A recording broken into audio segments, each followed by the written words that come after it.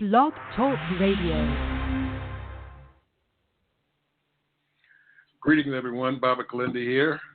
This is our second part of our Ming Zhu program and show.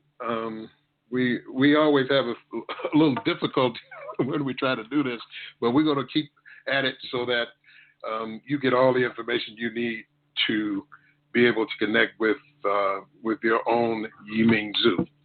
So our guest is here. We're just trying to pull our guest in. And are you there, Peter?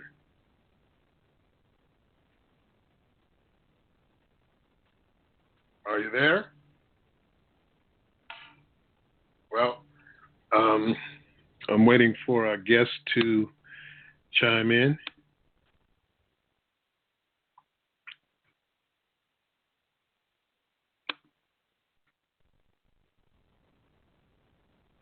Peter, are you there?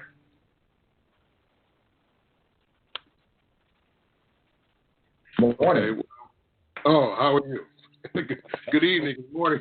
It's morning for you across the world. How you doing? Can you hear me? Yeah, I can hear you now. Good. Great to hear you. All right. Excellent. Here, I'm getting ready to get out of Dodge here next month. You know, it's cold and we get ready to get seven inches of snow. So I know you're in the best place. Smart people got out a long time ago. How are you doing? For some reason, I'm not getting your audio. Let's try something else. How about now? Can you hear me now? I can hear you. Can you hear me? I hear you. Yes, you hear me. Okay, well, I hear you also. I'm on the complete opposite side of the planet from you. Yes. If that matters. Oh, it matters when you're there in the warmth, and I'm here and getting ready to have 7 inches of snow tonight. Oh, yes. Man, that's brutal. Yeah, it is brutal. Yeah, we had smart people we had snow. We had snow a few days ago in Taipei, so that was. Oh, really? I got a taste of it. Yeah. And then we had earthquakes 2 nights ago. Yeah. Never a dull moment. Never a dull moment if you're on the earth. And we're talking about being able to access places off world, outside of the earth. So what I wanted to do this evening was, because we only have a short time now, because half of our time was gone. I don't know what happened. Every time we try to do this show, we have some difficulty. I don't know if that's the artificial intelligence that's embedded in the algorithms of the supercomputers playing games or what. But just as a real briefly, because I think we have a few folks listening in from our last broadcast. Let's just give a basic synopsis of what the Ming Zhu is, and then just go into just kind of play it by ear. I'd like to, as I was saying. Okay. Well. Go ahead. Okay, Ming Zhu. It's a Chinese term for a family of minerals, crystals, and gems that have the ability to not only glow in the dark, but that they emit a soft healing light. So the light has a therapeutic capability. And what makes these crystals glow are the rare earth elements contained within them in a unique crystalline configuration. So it's the crystalline nature of the Ming Zhu that is a source of their power, the crystallized rare earths. So Ming Zhu are rare earth crystals. And you have Ming Zhu that are both found in nature, and you have Ming Zhu that have been synthesized by one man in China, whom I refer to as the alchemist. Yes. Now they emit that healing light, even though they may not be you may not physically see the glow, but they're still emitting that healing light, even though, say, it may be real light outside, you can't see the glow or something like that. You know what? In the ambient light, sometimes you can't detect the glow. Say with the Yiming-Ju, they glow purple because it's very subtle. But if you're in total darkness, they're always glowing. They never stop glowing. They never turn off. 24/7, 365. They always glow. And interesting, the more when you go underground, like I've taken Yiming-Ju into caves where there's no source of light, and they glow brighter in total darkness. So they're able to draw subtle energies in order for them to glow. They can feed on our chi, will make them glow. The stronger your chi, the brighter the Yiming-Ju will glow. If you're in a place that's what they call a jinglo or a dragon line or a ley line, they'll glow brighter.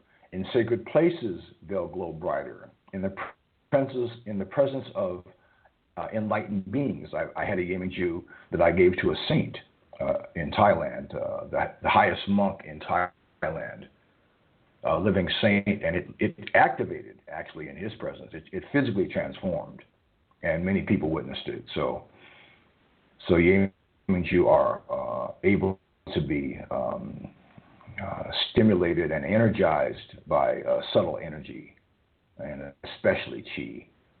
Yes. Well, I was thinking, I've been thinking a lot about some of the things.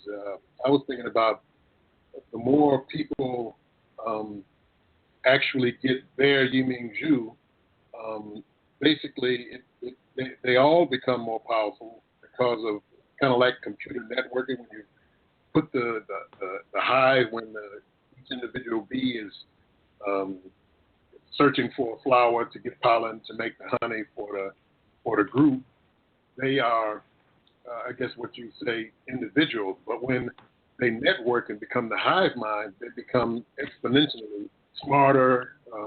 They can do more things and stuff like that. And I was thinking about the same thing with the Yiming-Ju as far as people encountering their own Yiming-Ju and making the whole, the more good people, the more people who are thinking about the same things, moving in the same circles, talking about the Yiming-Ju. Oh, makes definitely. More powerful. Definitely. That's definitely, yes. In the old days, until recently, the only people that owned Yiming-Ju were the royals, primarily the Chinese royals, the emperor. And in glowing gems have had a fascination and have been beloved by royals around the world. The royals in ancient India, even some of the royals in Europe. The Hope Diamond in the crown of the Queen of England is a Yiming-Ju. It glows. It has rare earth phosphorus. So these glowing gems that have been legendary down through history have been until the last 25 years, until they were able to fabricate a modern Yiming-Ju, a modern crystal Yiming-Ju. Now they're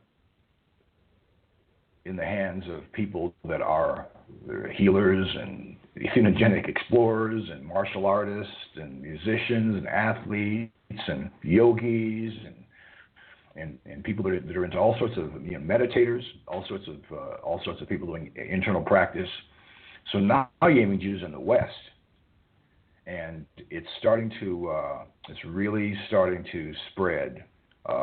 Along with that, there's a lot of fraudsters and hucksters that are selling fake Yiming-Ju that glows but doesn't have any crystal structure.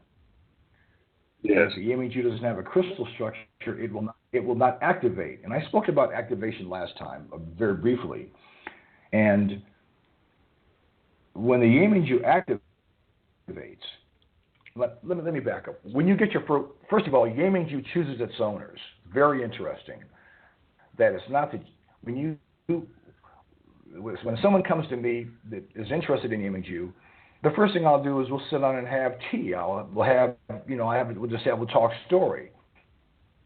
And I'll try to get a read on them and evaluate really what they're interested in, what they do, what they want Yiming-Ju for. And usually during that half an hour of that first initial meeting over tea, the Yiming-Ju, whether it's going to be an infinity disc or an infinity stone or a Yiming-Ju in a various range of colors, because Yiming-Ju glows red, gold, green, various shades of blue, purple. I'll get a sense of what color is right for them, because each color affects a different organ meridian system in the body and has a very different frequency and different capabilities. And so once I find the kind of the family of the Yiming-Ju, whether it's like someone is an athlete, so they want to increase their muscular strength, their stamina, their endurance, the strengthen their force field, give them more chi, give them more focus, I would recommend a green Yiming-Ju for them. But as I say, someone is like, especially women love the blue, especially the deep royal blue, because that nourishes the kidneys. It's very soothing. It's very calming. It creates lucid dreams. It reduces puffiness under the eyes. It makes you more beautiful. It's a beauty stone. And then for people who are doing entheogenic work, they seem to be attracted to the purple, because purple stimulates the pineal gland, pituitary pineal, opens the third eye and the crown, so it really activates the spiritual and psychic awareness and spiritual. They call them in India cities or spiritual powers, whether it's clairvoyance, clairaudience, knowingness, so all that higher bandwidth. And purple is where that's the end of the light spectrum. That's where we enter the. That's when we go out of sight, as it were. It's a higher vibration. And so once I find the Yiming-Ju for the person, once they have the Yiming-Ju, the first thing you have to do is you have to rinse it under cool, pure running water for a minute or so to wash away any residue from people handling or touching it.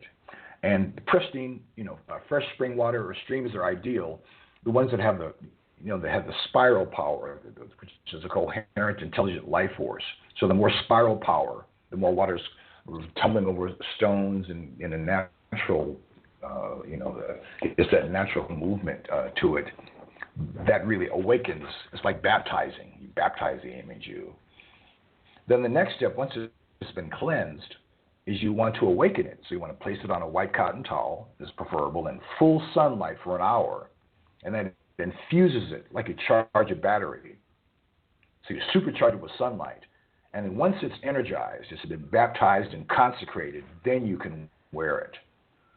Yes. And as you wear it, you'll start to physically, when you're physically wearing it, you'll start to energetically interact with it, and you infuse it with all the things you do in your daily activities. Whether you like, I was a golfer I played golf. I wear it when I play. And everything that I would do wearing it, it's like a hard drive. It would store that. It would store the experience. So I hit a good shot, you get a surge of chi through your body. It feels like lightning going from your toes through your fingertips, like crack. The Yiming-Ju would store that, and that accumulates. And when you meditate with it, it accumulates that 0 point. It accumulates the higher frequencies that you get into meditation, or qigong, or martial arts, any kind of other physical creative activity. It'll absorb the qi and consciousness, and as you energetically attune to it, in tune to the Yiming-Ju, it'll start to feed on your qi back and forth. Once you get in tune with it, and you with it, it will start to raise your frequency, because as a crystal, it has its own harmonic frequency, its own resonance. And once we attune to that, that's what really enhances our strength. Yes, it takes the best. Especially at night, when you gaze at... I didn't hear that, Kilindi. Oh, no, I was just agreeing with you. Yeah, go ahead. You still there? Are you there? Yes, I'm still here. Oh, okay, yeah, go ahead. No, I was just, Yeah, so I'm saying, so once it starts to become energized and filled with your life force, and as you gaze into it, and this is how I discovered it. As you gaze into its soft healing light at night, then it will start to reveal itself. When you actually gaze into the light and tune optically, visually to its light frequency, as you start to infuse it with your life force, its colors will subtly change. You'll start to notice different different color overtones that weren't there when it was first born. And once it's fully infused, when you infuse it with enough life force, I didn't hear that, Kilindi. No, I said I wanted to ask you about that real quick. I even hate cutting you off. I hate cutting you off because I'm listening and learning always myself. But it's actually downloading and communicating with your bodily energy, and it sets up a resonance between it and you that brings out the best in you. One thing I've been doing and dealing with as far as the martial artists who've been interested or who've gotten Yi Ming Zhu for me is that under the entheogenic process with the Yi Ming Zhu to go and pull the Yi Ming Zhu's name out. In other words, you have people now who went and got names for their Yi Ming Zhu, so they can, even if they're not wearing it, they can call it and bring that same energy to them because it's beyond time and space and things like that. Actually wearing it, of course, is great, but it has once it has that connection with you, once it's activated, that you can activate that Yi Ming Zhu even if you don't have it and you're on the other side of the world or the other side of the galaxy. So, sorry for cutting you off.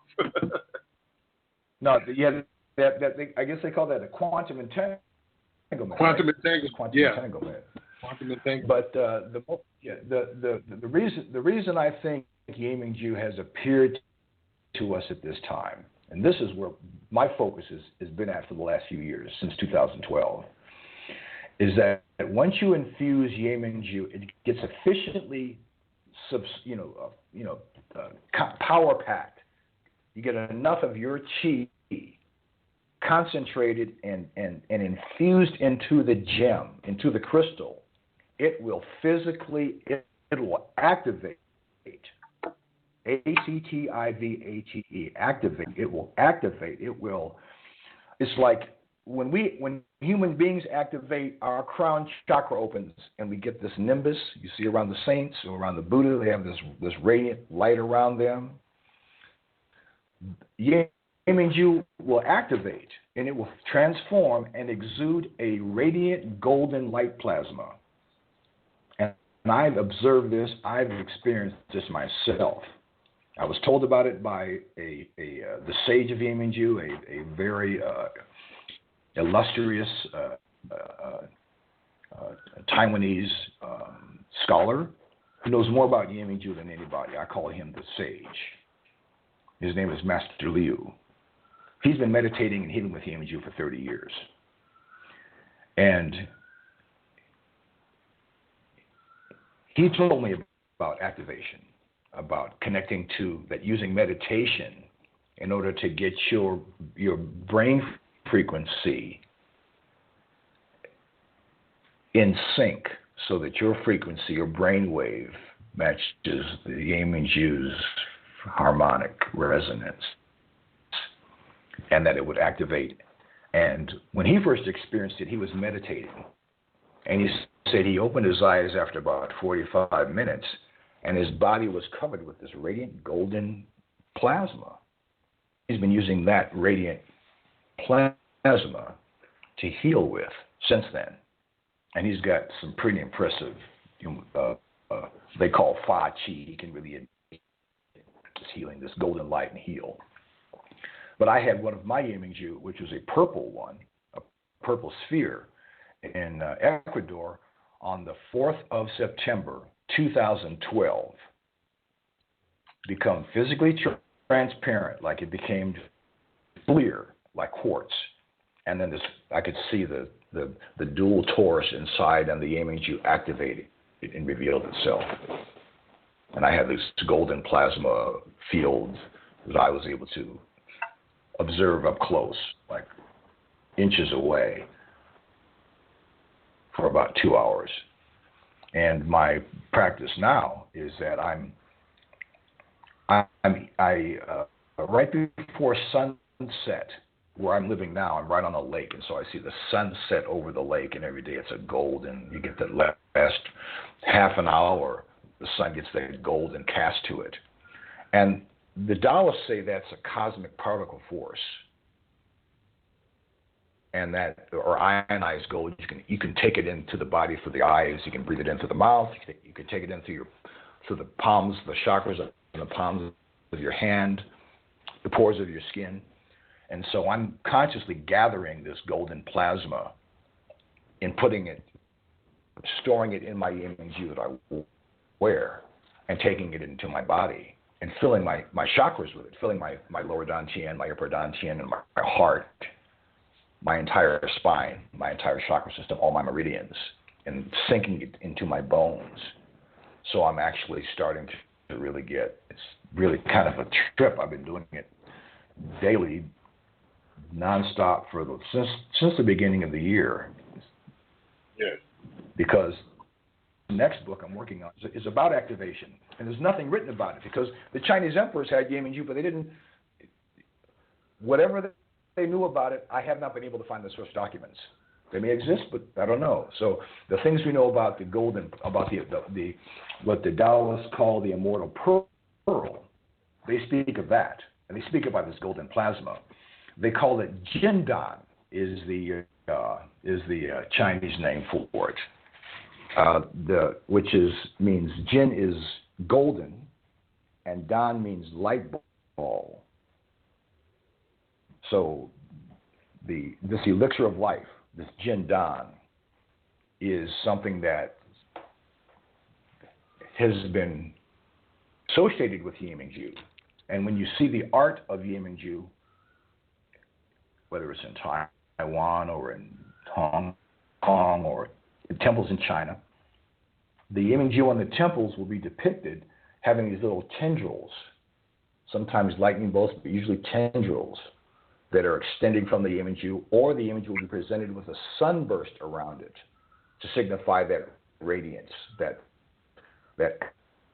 nature of it. So they've been observing this phenomenon of activation for millennia, and conveying it symbolically in the art, in temples, in imperial regalia.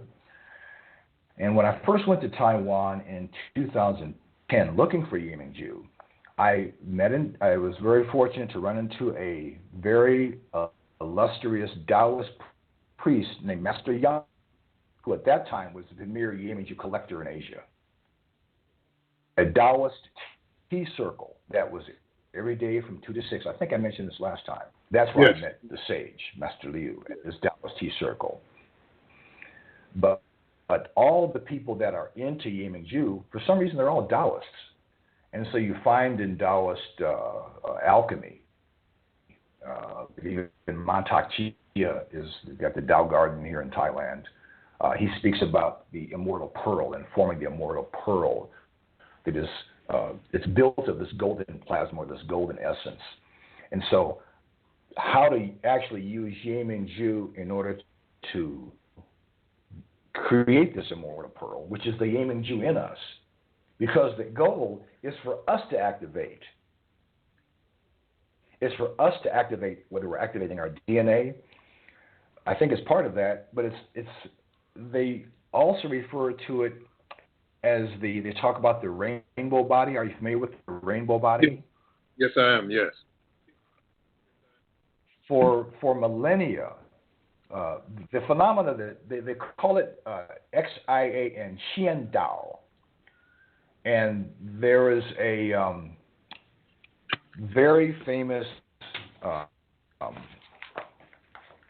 Taoist physician that have many temples to him in Taiwan. And his name was Wu Dao. Birth name Bao Shen Dadi. And he was born in China at 797 AD. And he specialized in Chinese medicine. And at age 58, he achieved this Xian Dao, the perfect Dao, and ascended into heaven at midday, which means he just turned into light and raised himself into a higher vibratory realm. And when I started to meet these Taoists at this Taoist Tea Circle and just being in an environment where Yiming Zhu are revered and understood and interacted with, I find this phenomena of activation, this miracle of activation, which is inexplicable, is really the core. It's really it's the gree. And so Yiming Zhu definitely has therapeutic potentialities, therapeutic attributes. First of all, it's got the cold light, which is very healing for all the cells in the body. It exudes negative ions, and also far infrared rays, as do tourmaline and other minerals that are used for healing and for and cell rejuvenation, mitochondrial activation. But it also strengthens the qi. It strengthens not only the auric guardian shield, but it strengthens the flow of qi through the meridian system. And this has been widely researched in China. So we have all the science on that. And so it's got these, it'll make you stronger. It'll make you, it'll strengthen your force field. And when you're doing any kind of a soul travel, like when you're doing some kind of like a sacred Entheogen, where you might leave your body, the Yiming Zhu will protect you, seal you so nothing can come in while you're out. It's a spiritual, it's like energy armor. Yes. And even above that, of all these tremendous things it does, it increases your access to the what they call the 0 point. 0 which point is energy. Very key to making, which is one of the keys in order to make, if you want to manifest things that you want, it's that 0 point. Being able to get into the 0 point, it helps things manifest. But even more important than that is the image you can activate and exude this golden plasma. And that golden plasma, that's the elixir of life. Yes. And I find as I'm gathering it and really filling myself up with it, I'm starting to activate. And it's really exciting. It just gets better every day. I've never felt better. And I'm starting to see it now exude through the pores of my skin, and I'm starting to shine. And that's the challenge of Yiming Zhu. Yiming Zhu wants us to outshine it. And that's its admonition. Well, outshine brother, me. You've always been as long as I've known you, and Yiming Zhu is bringing that up. We're down to the minute. Like I said, we had some difficulties, and I'm going to talk with the Blog Talk people, or either I'm going to get another site to work with if they can't fix this up. But what we're going to do is, I think what we need to do is deal with our next show. And like I said, I'd like to do something next month, deal with activation, and dealing with all the intricacies of activation and things like that. And start bringing our audience into, some of the other levels. When's the new book coming out? Well, I would like it to be done by June, but we'll see. It's like things always take longer than you think. But I've been working on it for the last 3 years, and it's really coming into form. But I'm having new discoveries pretty much every day. It kind of makes it out. The research stuff you like to put in. Yes, like I tell you that the more I learn, the less I know. Yeah. And it's really turned into something. I must say, man, I was minding my own business. I was in China to teach golf, to the director of this provincial mineral museum. He was a dragon like me, and we had this assistant bought in the tea tray the first day, and she put this looked like a river stone on the table, and she poured out water on it. This thing lit up turquoise, and from that to here is unbelievable. What's happened since 2009, but what's happened in the last year or so? It's just I'm just scratching the surface. The things that we are learning now about Yiming-Ju, because we're getting testimonials, like you talked about the quantum effect, about many people and have Yiming-Ju and interact, and you get the effect of all the people having it, and it's starting to wake up. The kind of testimonials, and I'll share some of those over the next few talks, just what other people say. So I want to take myself out of it. Just what other people are experiencing around the world. It's just astounding. It's just just the blessings and the way people use it. It's just amazing. It's just a whole new world. You know what I was thinking? It's the golden age of Yiming-Ju. You know what I was thinking? I put it in the when we were texting back and forth while we were waiting on the program.